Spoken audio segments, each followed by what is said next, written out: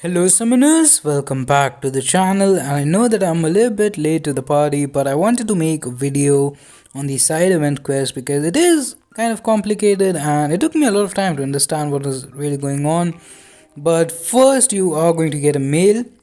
You can claim that, go to the store, use that ticket kind of thing to buy some tokens. I'm not sure exactly what these things are called, but basically I hope you get the idea. And then you have to choose between going for shards or going for catalysts, and usually when that happens in this game, like with the baron rewards and stuff, people advise to go for catalyst because you don't know, like a 6-star crystal could give you dupe on a bad character or just a useless character. So but this time the shards are just much better, so I would definitely recommend people to go for that, although in some situations for some players catalyst might be the better way. But anyways, let's come back to this particular quest.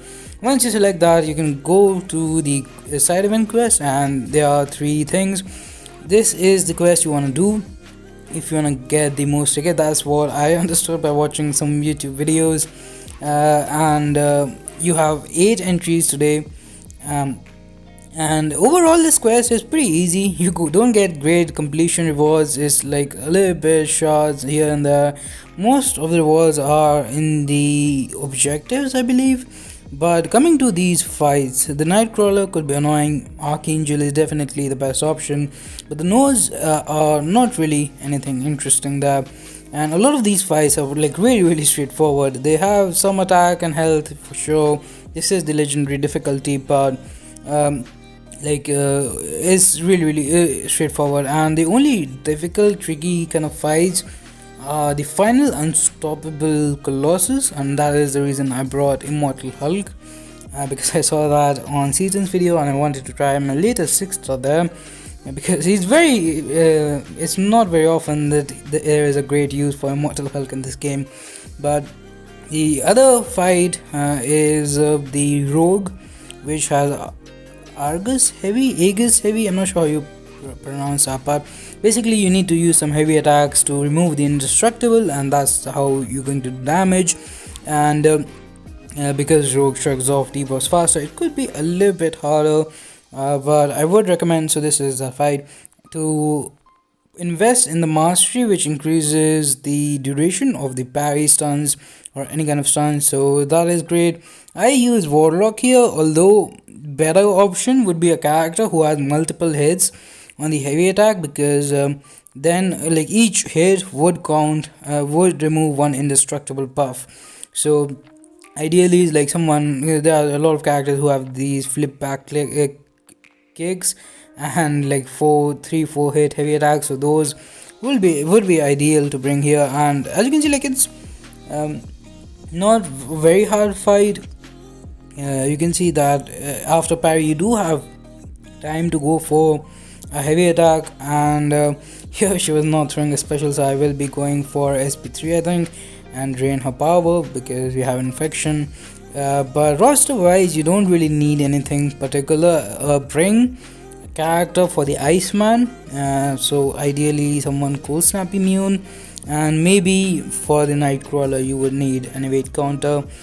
And the final fight in this quest is this unstoppable colossus, who is not the easiest, not the most tough fight, like just generally, but he has a really cool note that he will be stunned for a pretty big duration at the start of the fight, and after that he gains 1000% attack or something crazy, and during the initial start he's also power locked, so that is a great time. And ideally you do want to do a lot of damage in that phase. Now Immortal Hulk, even as a rank 1 6-star, can solo that, so I think he might be the best option. But any character with high DPS will do well, and you have a 5-character team, so it should be fine. Like again, when you go with the second character, he will again be stunned for the first, I'm not sure exactly how many seconds, but it's a decent while. And then other than that, you should be fine in this quest. I have done it 3 or 4 times now. It's pretty easy. You don't need to use any items unless you really mess things up. But yeah, the health pools, they're not too big. So overall, I'm not a huge fan of this side event. It's a little too complicated for my liking. I think Mutant Island Treasure thing was they are the best kind of events where you get these keys and you can use them, and they are like guaranteed rewards. Or I usually like the store rewards as well, but this kind of feels a little bit grindy. And at the end of these individual runs, you don't really get anything. You get some rewards, but unless like you're very very close to a crystal, you won't really get anything. So this is a kind of interesting fight. It could be kind of hard, but both you and the opponent will get unstoppable. It's on a timer, and I'm using Human Torch here. I would recommend to use an Incinerate immune character ideally, because long shot otherwise, or you can maybe use someone like Magic who can power control him. But his special attacks are of course going to be really really annoying, and these guys, they don't hit too weak. Like even in the block, you even as a 565 character, it did a pretty decent chunk of my health. And maybe if you're playing with rank 4 5 stars, or maybe 4-star maxed out characters, then that could be a little bit problematic. But overall, I think Human Torch was a mistake. It's always going to be a very good matchup. So this dialogue and X23, they don't really have much. Characters like Archangel are going to be really good here, because there are a lot of character. Is there any character in this quest who is immune? But basically, like, I used Archangel against the Nightcrawler, and then you can use him also for this, for X23, because while you have the Neuro up, she won't regenerate. Even if she does regenerate, it's not the biggest, like it's not Labyrinth X23, so you can still out damage her relatively easily. And again, this Psylocke also, she doesn't really have anything going on for her. It's just a very easy fight. It just takes a little while to get down, but actually one of these fights, I think X23, you're about to see me die. I will die once in this fight, and that's not because I played bad. It's because of the node and his aspect of nightmare, or whatever that is called. Basically, you lose some health and then you regenerate it all back.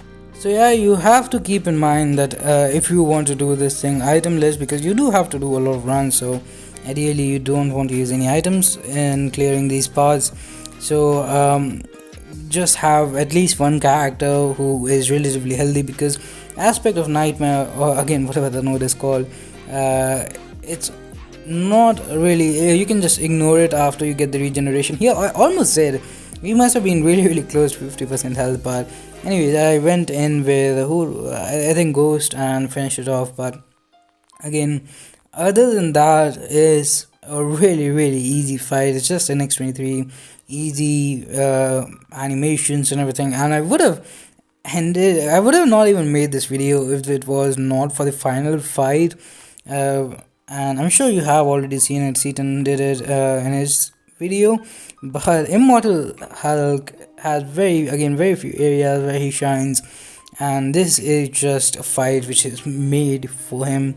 And I guess if we see this node in the future, because we have seen it before as well in earlier stages, I'm not sure, like Act 5 maybe, but this is not a new node by any means, but you'll see. So the 5 stars, he's stunned, and you can just go ham, medium, and you can see, like, right now we're not doing great damage, but you are about to see him do some insane stuff. As a rank 1 unawakened 6-star character without suicide masteries, we have 18 hits in and 19 hits, so he's down. And that is going to do it for this one. Thanks for watching. Like this video, share with your alliance. Bye bye, stay safe. I will be streaming at 11:30 PM my time, 10 AM PST, so I hope to see you there. Bye bye.